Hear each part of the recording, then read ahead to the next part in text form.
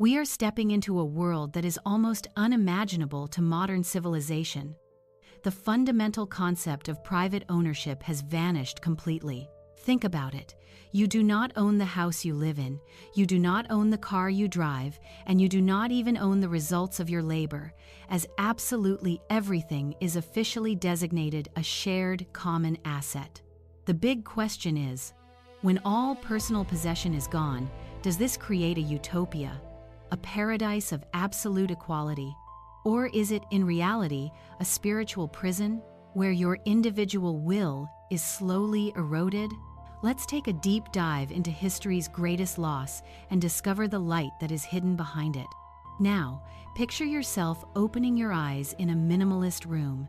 Everything is clean, with no trace of accumulation or clutter anywhere.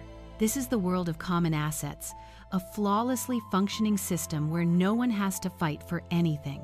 There are no house keys, no vehicle bills, only access codes and a uniformly distributed network. Your basic needs are met without you ever needing to worry about cost or scarcity. But this absolute peace brings a hollow, cold feeling inside you. You start to realize that the vanishing of ownership also dragged away the loss of personal pride attached to the result. The chair you built, the design you drafted, they immediately dissolve into the shared social flow. One day, you pass by a neglected common area, a small, desolate park which no one truly takes care of. You witness the tragedy of the commons beginning to appear, not due to greed, but simply due to apathy. You ask yourself, why should I sweat over something that isn't mine, something others can easily ruin? Your creative and conservation impulse is almost paralyzed. You remember the feeling from the old days when you repaired an old item and felt deeply connected to it. Now, everything is replaceable, easily swapped out, carrying absolutely no sentimental value. You begin searching for an escape from this comfortable indifference, a spark to reignite your individual will.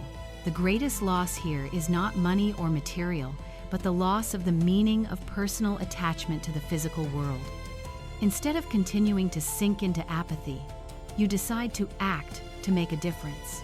You choose that desolate garden as the place to resurrect your personal will. No one asked you to do this, and you are not compensated with anything you can own. You spend weeks clearing the soil, trimming the plants, and redesigning the garden layout all by yourself.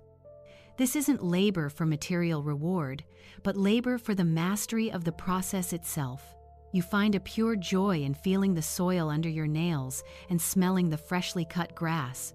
You realize you are owning the moment, owning the effort, and owning your sincere intention. The focus on creation makes you forget the obsession with nothing being yours. As the garden begins to bloom, it becomes a masterpiece of individual devotion amidst all the common assets. Neighbors pass by. They stop, not to ask, "What can I take from here?" but genuinely to admire it. They leave small thank you notes showing respect for your effort and your vision. You realize that, in a world without ownership, what you create becomes even more valuable. That value is not in selling or exchanging, but in the spiritual impact it creates for the community. You have discovered that community recognition is the highest, most fulfilling form of ownership. It is not material possession that binds you, but the will to create beauty for the world. The meaning of your work is no longer about accumulation, but about giving.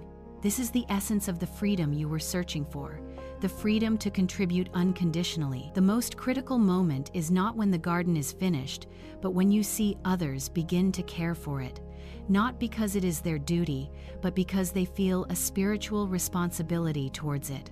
Your unconditional contribution has rekindled the flame of responsibility within the community. You realize that the thing you feared losing ownership is actually an illusion. The true thing you possess is not material, but your creative capacity and your own free will. This is an asset that cannot be nationalized or become common property. Your identity is not built upon a collection of objects, but upon a series of kind actions and acts of care. You have found a new form of spiritual ownership, owning your influence.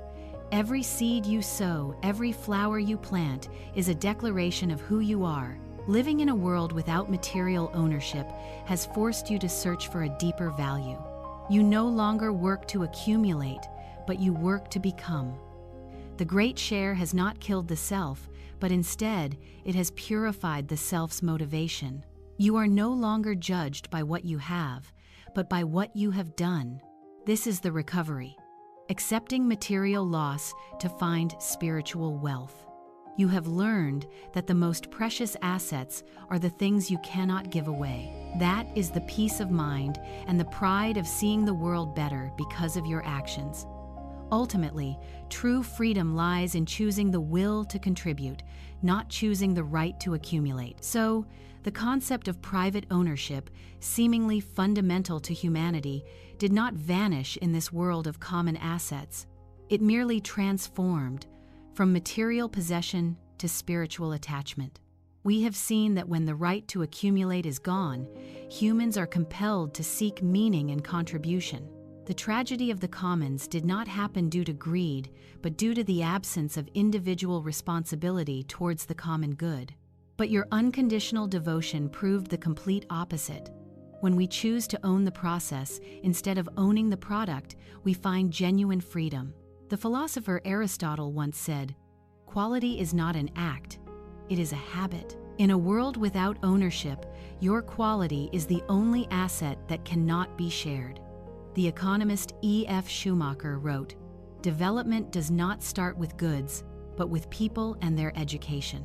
Today's lesson is that true wealth lies in the capacity to create, not in accumulating what has been created.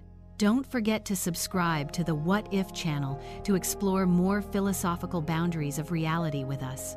The final question for you: in a world where everything is a common asset, what will keep you working and contributing? Please comment your thoughts below the video.